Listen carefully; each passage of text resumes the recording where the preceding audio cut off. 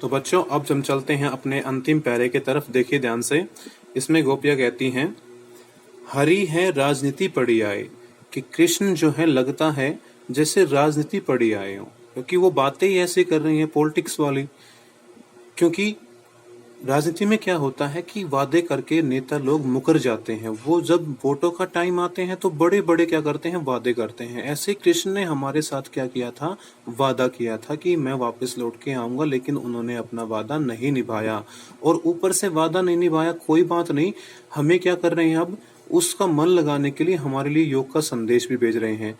बेटा नेता लोग जो होते हैं वो भी तो ऐसा ही करते हैं कि वो जब आता है किसका, इलेक्शन का टाइम आता है, जब चुनाव का समय आता है, तब तो क्या करते हैं, जनता से बहुत बड़े बड़े वादे करते हैं, ये कर देंगे, वो कर देंगे, ऐसा कर देंगे, वैसा कर देंगे।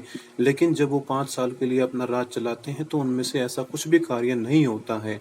और जब अगली बार फिर से उन्हें वोटों की आवश्यकता होती है तो उन्हें अपने पिछले किए गए वादे याद आते हैं, तो फिर वो उन वादों को तो निभा नहीं पाते, लेकिन उनके कुछ और रूप में, उनके छोटे रूप में क्या कर देते हैं, जनता को बहकाने के लिए कोई न कोई चीज जनता के लिए भेज देते हैं, और जनता उस चीज को पा करके उन वादों को भूल जाती है।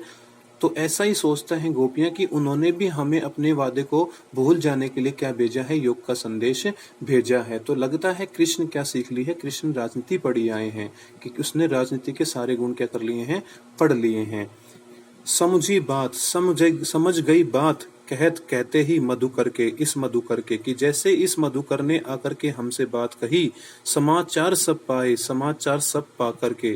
तो बेटा इसका हम थोड़ा उल्टा पढ़ेंगे, ऐसे पहले इसकी हिंदी करेंगे, फिर इसकी मतलब भावार्थ हम इस तरह से करेंगे। पहले इसको पढ़ते हैं कि मधुकर के, कि इस मधुकर ने, मधुकर कौन बताया था, मैंने आपसे बताया था, यहाँ पे भवरा बताया गया उद्धव को, मधुकर होता है भवरा। तो भवरे ने समाचार, समाचार सब पाए, समाचार हमें जब मिले, मतलब कौन सा समाचार, योग का समाचार।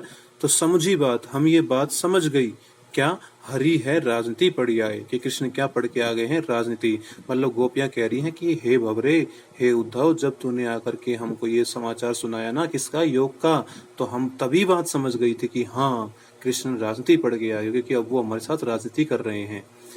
एक अति चतुर हुतई पहले ही, एक तो अति, एक अति बहुत चतुर चालाक हुतई थे पहले ही। एक तो पहले ही बहुत चालाक था। कृष्ण के बारे में सुना होगा आप लोगों ने, कितना चालाक था ये, बहुत चालाकियां क्या करते लोगों के साथ, ठीक है ना। उसने बहुत सी चालाकियां की हैं, बचपन में बहुत नटखट था, शरारती था। तो एक तो चतुर था ही पहले वो। अब गुरु ग्रंथ पढ़ाए, और लगता है अब तो उसने गुरु बड़े बड़े ग्रंथ पढ़ाए, पढ़ लिए हैं। किस चीज के, बुद्धिमानी के।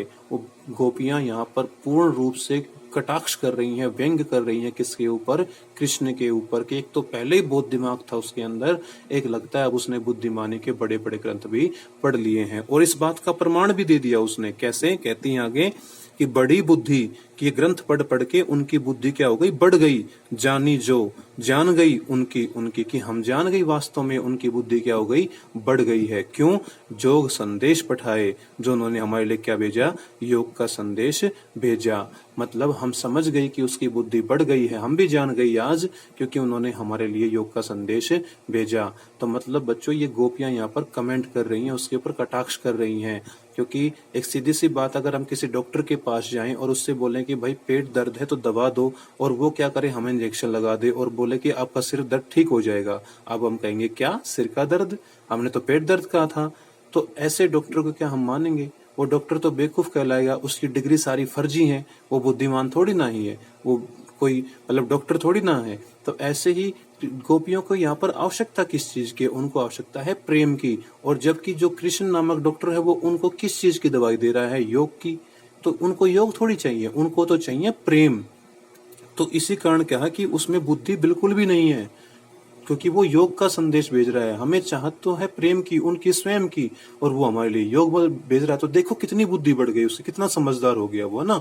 तो मतलब कुल मिलाकर के वो व्यंग कर रही है कृष्ण के इस व्यवहार के ऊपर। आगे देखिए, अब वो उद्धव की खबर लेती हैं, कहती हैं, हे उद्धव, भले लोग पहले के लोग आगे के होता है, पहले के भले लोग थे, कि हे उद्धव जी, तुमसे अच्छे तो पहले के लोग थे, तुमसे अच्छे भले लोग तो पहले के थे, जो पर दूसरों के हित भलाई के लिए डोलते थे, धाए दौड़े दौड़े, जो दूसरों की भलाई के लिए दौड़े दौड़े फिरते थे। और एक तुम हो कि उन्होंने संदेश दिया और हमको दुख देने के लिए भागे आ गए। तो तुमसे अच्छे लोग तो पहले के हुआ करते थे, जो दूसरों की भलाई के लिए दौड़े दौड़े फिरते थे, और तू दौड़ता दौड़ता फिरता आया किसके लिए? भलाई के लिए नहीं, हमको दुख देने के लिए, योग का संदेश देने के लिए। तो आगे कहती हैं, अब अपने मन फेर पाही हैं, कि अब अपने मन को फेर पाही हैं, कैसे फेर लें, दोबारा कैसे पालें। चलत जो हुते चुराए, चलत जाते समय जो हुते ले गया चुरा करके, जिसको जाते समय वो चुरा करके ले गया। तो गोपियां कहती हैं, हे कृष्ण, हम अपने मन को वापस तो पालें, लेकिन पाए कैसे? वो मन तो हमारे पास है ही नहीं, क्योंकि वो मन तो कृष्ण जब गए उनके साथ ही चला गया। क्योंकि उद्धव ने तो कहा था, हे गोपियों, तुम क्या करो, अपने मन को बदल लो। अपने मन को बदल लो कहाँ से? प्रेम से हटा करके योग में लगा लो, ईश्वर की साधना करो। लेकिन गोपियां कितना बढ़िया जवाब देती हैं कि हम अपने मन को फेर तो लें, हम भी चाहते हैं फेर लें, लेकिन फेर कैसे? हमारा मन तो हमारे पास है ही नहीं। वो मन तो किसके पास है? कृष्ण के पास है, क्योंकि वो तो उसको जाते समय चुरा करके ले गया। आई बात समझ में?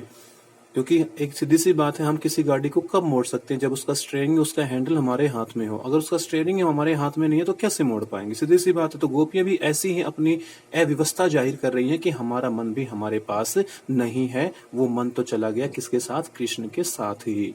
और आगे कहती हैं, ते क्यों, कि वो क्यों अनीति करे अपुन, अनीति कर रहा है अपने आप, कि आज वो स्वयं अपने आप अनीति क्यों कर रहा है?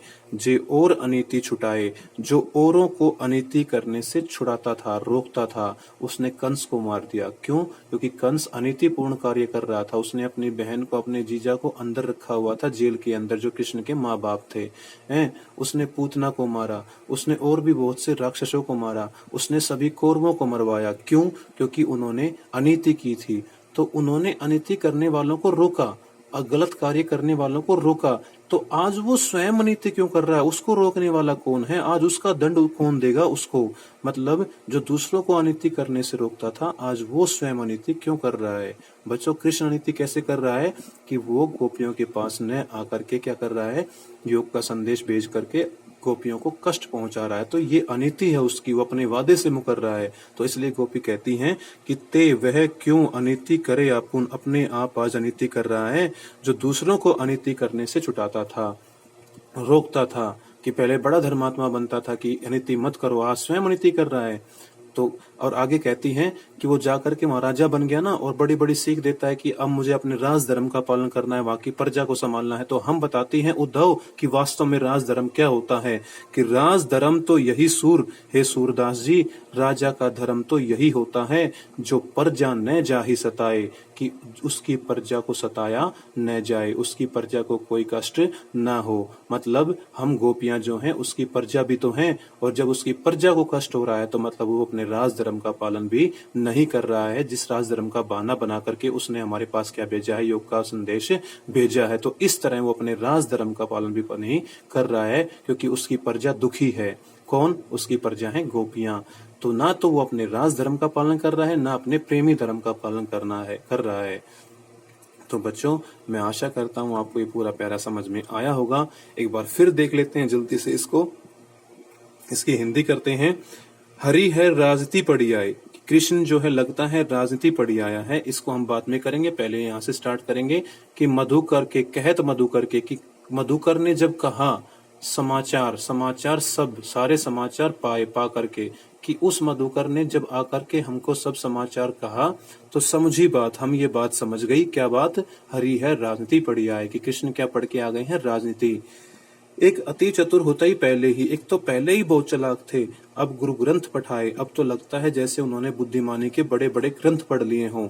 बड़ी बुद्धि, और हम भी जानते हैं उनकी बुद्धि क्या हो गई? बढ़ गई, क्योंकि उन्होंने हमारे लिए क्या भेजा? योग का संदेश भेजा। अर्थात उनकी बुद्धि बढ़ नहीं गई है, उनकी बुद्धि मतलब उन पर तो हंसी आती है कि वो क्या चीज चाहने वाले को क्या दे रहा है। उद्धव, भले लोग आगे के, कि तुमसे भले लोग तो पहले के थे, जो दूसरों की भलाई के लिए मारे मारे फिरते थे। एक तू है कि हमारे लिए योग का संदेश लेके आ गया। अब अपने मन फेर पाही हैं, अब अपने मन को कैसे फेर लें, चलत जो होते चुराए, जिसको वह जाते समय चुरा करके ले गया। और बताओ आज वो स्वयं अनिति क्यों कर रहा है, जो दूसरों को अनिति करने से रोकता था।